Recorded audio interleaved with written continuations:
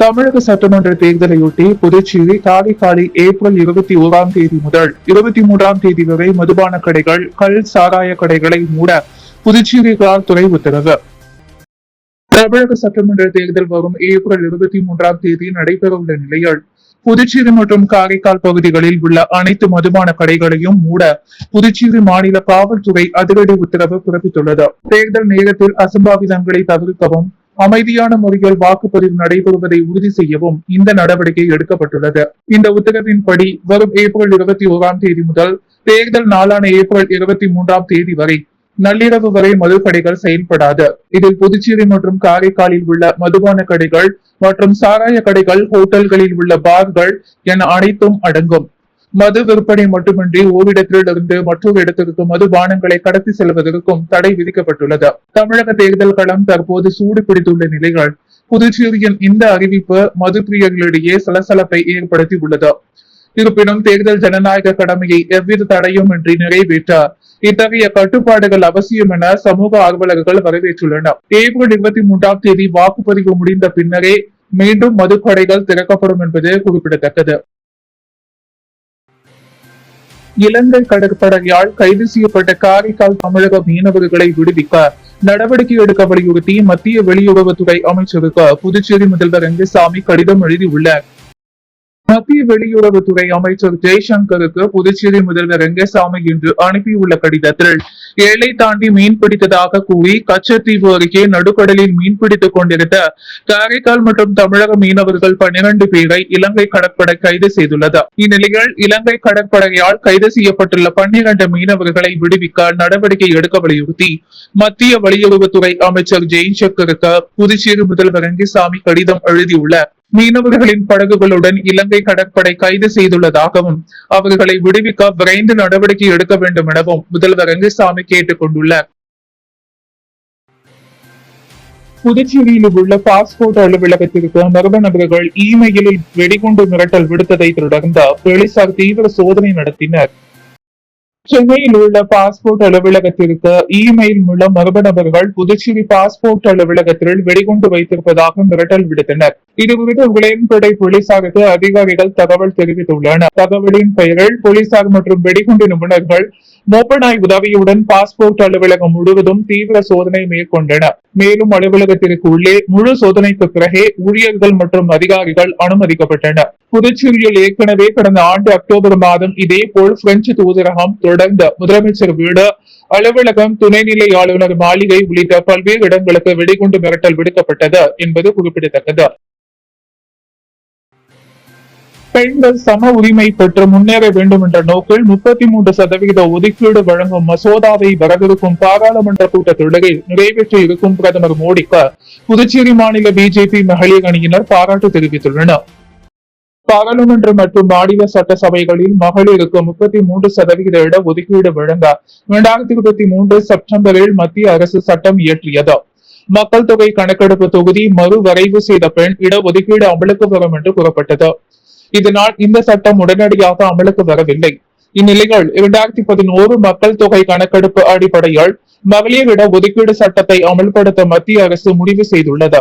எனவே இந்த சட்ட திருத்தத்தை கட்சி பாகுபாடு இல்லாமல் அனைவரும் ஆதரிக்க வேண்டும் என்று பிரதமர் மோடி கேட்டுக் கொண்டுள்ளார். இந்நிலையில் நாரி சக்தி வந்தனா முன்னெடுப்பின் அடிப்படையில் பெண்களுக்கு பாராளுமன்றத்தில் 33% இட ஒதுக்கீடு வழங்கும் சட்ட முயற்சிக்கு ஆதரவாக சிறப்பு நிகழ்ச்சி பாஜக அலுவலகத்தில் நடைபெற்றது. நிகழ்ச்சிக்கு பின்னர் செய்தியாளர்களை சந்தித்த புதுச்சேரி பிஜேபி மகளிர் அணி தலைவி தாமரை செல்வி, பெண்களுக்கு அரசியல் துறையில் சம உரிமை மற்றும் முன்னேற்றம் கிடைக்க இந்த சட்டம் முக்கியமானதாக இருக்கும் என்றும் இதன் அவசியத்தை பொதுமக்களிடையே கொண்டு செல்ல மகளிர் அணி முனைப்புடன் செயல்படும் என்றார். பிரதமர் மோடி பெண்கள் முன்னேற்றத்திற்காக பல்வேறு நலத்திட்டங்களை அறிமுகப்படுத்தி அவற்றை வெற்றிகரமாக செயல்படுத்தி வருகிறார். பெண்கள் சம உரிமை பெற்று முன்னேற வேண்டும் என்ற நோக்கில் பல்வேறு சட்டங்களை கொண்டு வந்துள்ள அவர் தொடர்ச்சியாக பெண்களுக்கு 33% இட ஒதுக்கீடு வழங்கும் மசோதாவை வரவிருக்கும் பாராளுமன்ற கூட்டத்தொடரில் நிறைவேற்ற உறுதி கொண்டுள்ளார். இதற்கு புதுச்சேரி மாநில மகளிர் அணி சார்பில் நன்றி தெரிவிப்பதாக குறிப்பிட்டார். புதுச்சேரி தேர்தலுக்கு பிறகு சண்டே மார்க்கெட்டில் பொருட்களை வாங்க குவிந்த மக்களால் விற்பனை களை கட்டியது. புதுச்சேரி காந்தி வீதி சண்டே மார்க்கெட் ஞாயிற்றுக்கிழமைகளில் காலை 6 மணி முதல் இரவு 10 மணி வரை செயல்படும் புகழ்பெற்ற வாராந்திர சந்தையாகும். இது மலிவு விலையில் ஆடைகள், பழைய புத்தகங்கள், வீட்டு உபயோக கைவினை பொருட்கள் மற்றும் வாங்க உள்ளூர் மக்கள் மற்றும் சுற்றுலா பயணிகள் அதிக அளவில் கூடும் இடமாக உள்ளது. புதுச்சேரி சட்டசபை தேர்தலால் சண்டே மார்க்கெட் சற்று ஓய்ந்தது.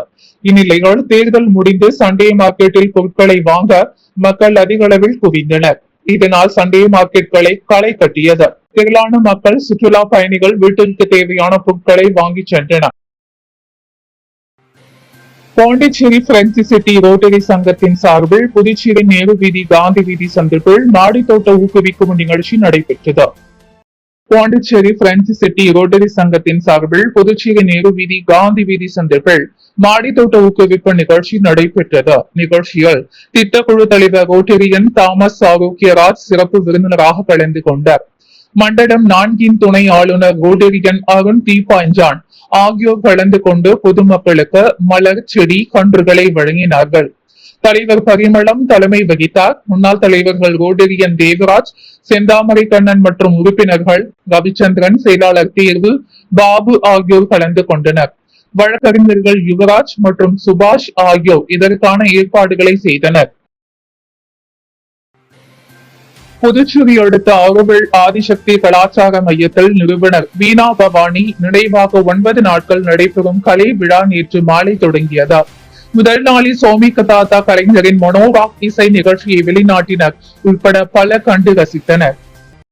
புதுச்சேரி ஆரோவிலில் ஆதிசக்தி கலாச்சார மையத்தை நிறுவிய வீணா பவானி நினைவாக ஆண்டுதோறும் கலை விழா நடக்கிறது. அந்த வகையில் இந்த ஆண்டு நேற்று மாலை தொடங்கிய கலை விழா வருகின்ற 20ஆம் தேதி வரை நடைபெற உள்ளது. ஆதிசக்தியின் கலை இயக்குனர் வினய்குமார், ஆதிசக்தி நிர்வாக அரங்காவலர் நிர்மி ரபேல் ஆகியோர் ஏற்பாட்டில் இன்று தொடங்கிய கலை விழாவை குத்துவிளக்கு ஏற்றி துவக்கி வைத்தனர்.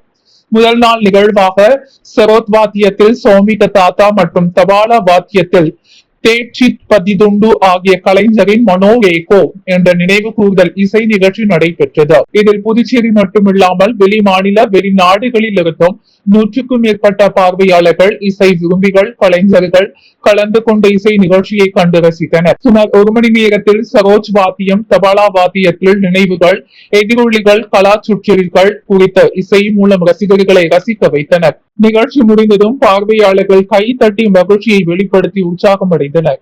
இந்நிகழ்ச்சிகளை காண பொதுமக்களும் இலவச அனுமதி அளிக்கப்பட்டுள்ளது. புதுச்சேரி வானரப்பேட்டையில் ஸ்ரீ எல்லைக்காளியம்மன் கோவில் கும்பாபிஷேகம் வெகு விமர்சையாக நடைபெற்றது. புதுச்சேரி மாநிலம் வானரப்பேட்டை காளியம்மன் கோவில் தோட்டத்தில் அமைந்துள்ள அருள்மிகு ஸ்ரீ எல்லை காளியம்மன் மற்றும் பரிவார தெய்வங்களின் ஆலய புனரவர்த்தன அஷ்டபந்தன மகா கும்பாபிஷேக விழா மிக சிறப்பாக நடைபெற்றது. இந்த கும்பாபிஷேக விழாவிற்கான பூர்வாங்க பணிகள் கடந்த ஏப்ரல் 9ஆம் தேதி வியாழக்கிழமை கணபதி பூஜையுடன் தொடங்கின. தொடர்ந்து 3 நாட்களாக பல்வேறு கால யாகசாலை பூஜைகள், விசேஷ ஹோமங்கள் மற்றும் நாடி சந்தானம் போன்ற ஆன்மீக வழிபாடுகள் ஆகம முறைப்படி நடைபெற்றன. விழாவின் முக்கிய நிகழ்வான கும்பாபிஷேகம் நடைபெற்றது. காலை 9 மணிக்கு 4ஆம் கால திரவியா ஹீரி மற்றும் மகா பூர்ணாகிரி நடைபெற்றது. காலை 9:50 மணி முதல் 10:30 மணிக்குள் மிதுன லக்னத்தில் வேத மந்திரங்கள் முழங்க அருள்மிகு ஸ்ரீ எல்லை காளியம்மன் மற்றும் விமான கோபுரங்களுக்கு புனித நீர் ஊற்றப்பட்டு மகா கும்பாபிஷேகம் கோலாகலமாக நடைபெற்றது.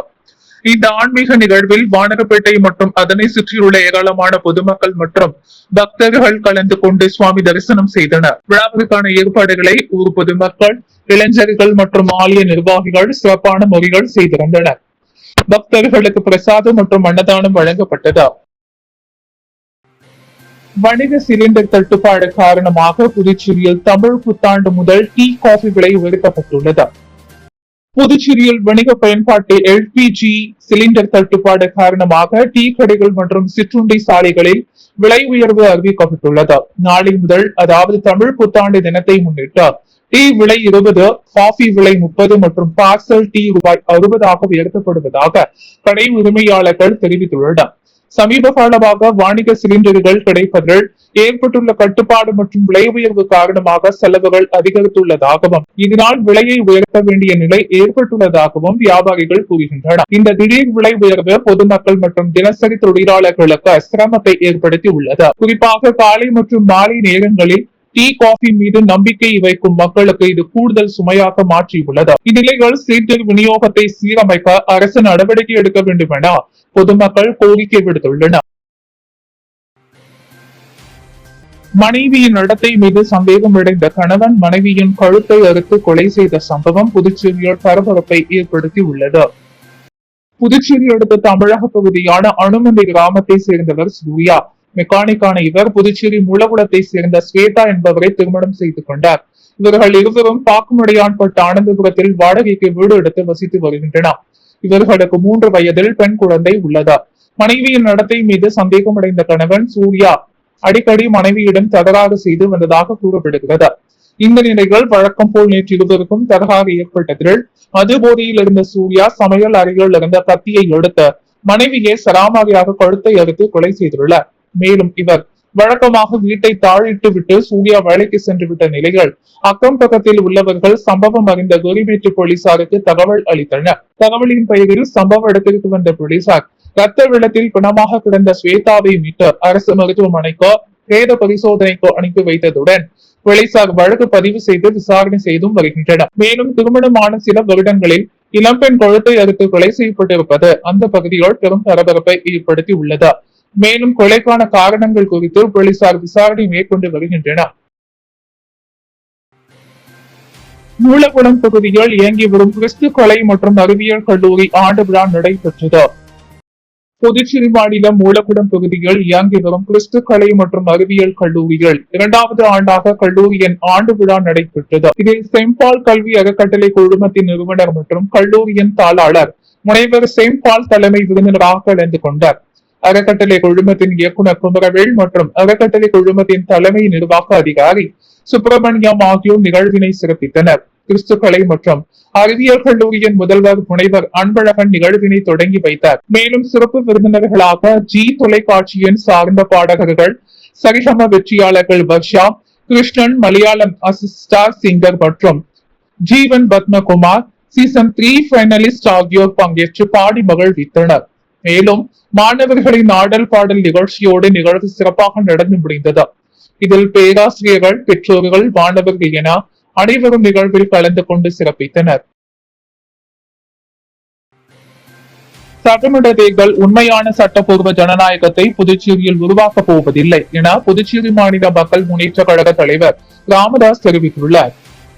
புதுச்சேரி மாநில மக்கள் முன்னேற்ற கழக தலைவர் ராமதாஸ் வெளியிட்டுள்ள செய்திகள்: புதுச்சேரி சட்டமன்ற தேர்தலில் பதிவான 91.23% வாக்குப்பதிவு மேலோட்டமாக பார்க்கும் பொழுது வரலாற்று சாதனையாகவும் மகிழ்ச்சிகரமாகவும் பாராட்டத்தக்கதாகவும் தோன்றுகிறது.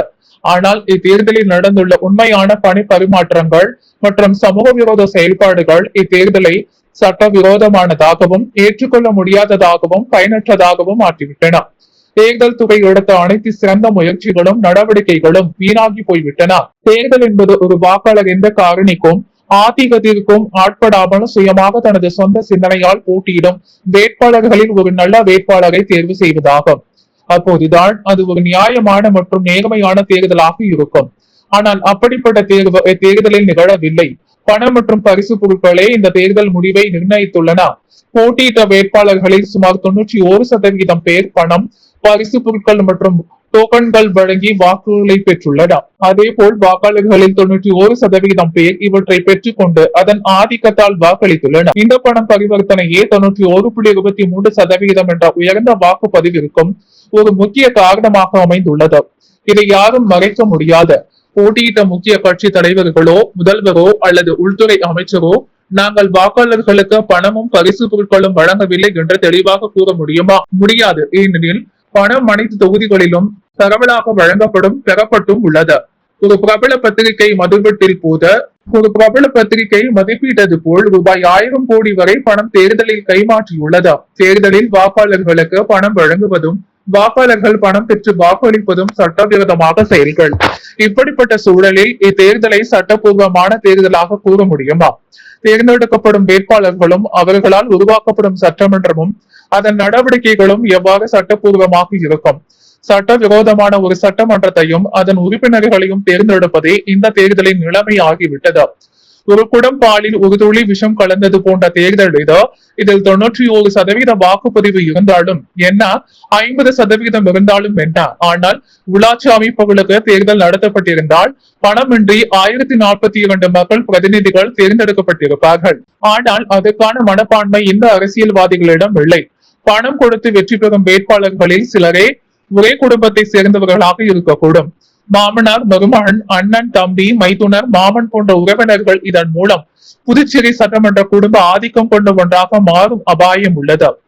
புதுச்சேரியின் யூனியன் பிரதேச சட்டம் 1962 படி புதுச்சேரியை சேர்ந்தவர்கள் அல்லாதவர்கள் மற்ற மாநிலங்களில் இருந்தும் இங்கு பணத்தின் பலத்தால் வந்து போட்டியிட்டு சட்டமன்ற உறுப்பினர்களாக ஆகுவது மிகுந்த அநியாயமானதாகும். இது நியாயமான தேர்தலையே அநியாயமாக்குகிறது. அதே போல் அரசியல் ஒரு வியாபாரம் என்ற எண்ணத்தை உறுதிப்படுத்தும் வகைகள் சிலர் தேர்தல் தங்களது தொகுதிகளை மற்றவர்களுக்கு பணத்திற்கு விற்றுவிட்டார் பின்னர் வேறு தொகுதிகளில் பணத்தின் பலத்தால் வெற்றி பெறுவது ஜனநாயகத்தின் அடிப்படை நோக்கத்திற்கே விரோதமாகும். மேலும் இந்த தேர்தலில் சட்டமன்ற உறுப்பினர்களாக வருபவர்களில் சிலர் தேர்தல் நேரத்தில் கட்சி மாறியவர்கள்.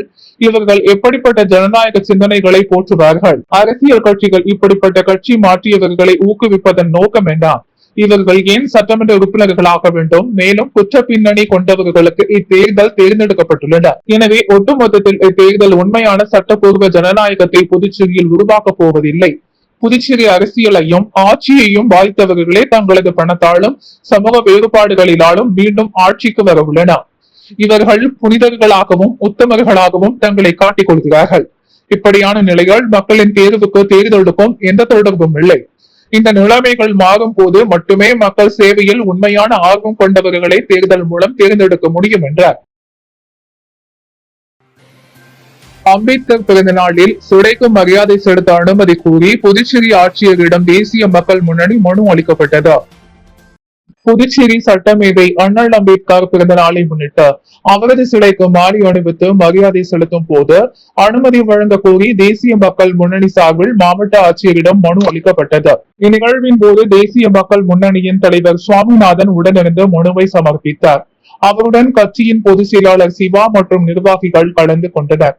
அண்ணல் அம்பேத்கர் அவர்களின் பிறந்த தினமான ஏப்ரல் 14 நாடு முழுவதும் தேசிய விழாவாக கொண்டாடப்படுகிறது.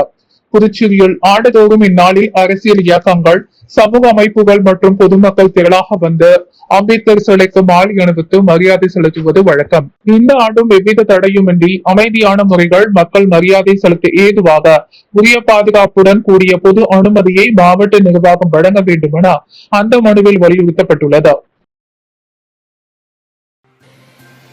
புதுச்சேரியில் அமைந்துள்ள ஆதவின்.com நிறுவனத்தின் பிரம்மாண்ட திறப்பு விழா நடைபெற்றது.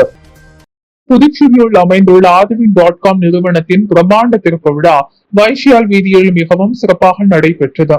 இந்த விழாவில் சிறப்பு விருந்தினராக MMG Mugil Vannan, managing trust and correspondent and Gnanananda matric higher secondary பள்ளி திருக்கோயிலூர் கலந்து கொண்டு விழாவை சிறப்பித்தார்.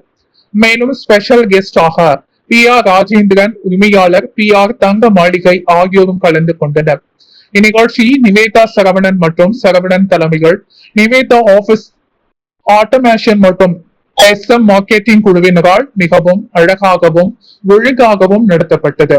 ஆதவின்.com நிறுவனத்தின் கைவினை முறைகள் தயாரிக்கப்படும் ஹேட்பேண்ட், கேண்டல்ஸ், தேங்காய் ஓடு மற்றும் இயற்கை பொருட்களால் செய்யப்பட்ட அலங்கார பொருட்கள், மியூசிக் தொடர்பான கைவினை பொருட்கள், mother board, gift items, natural paper தயாரிப்புகள், அகர்பத்தி மற்றும் இன்சென்ஸ் பொருட்கள் போன்ற பல்வேறு artisan made, lifestyle and home decor தயாரிப்புகள் கிடைக்கின்றன. நிகழ்ச்சியில் கலந்து கொண்ட அனைவருக்கும் மற்றும் ஆதரவு வழங்கிய அனைவருக்கும் அவர்கள் நன்றியை தெரிவித்தனர். அன்றாட செய்திகளை உடனுக்குடன் தெரிந்து கொள்ள பாண்டி ஹெட்லைன்ஸ் சேனலுக்கு சப்ஸ்கிரைப் செய்து கொள்ளுங்கள்.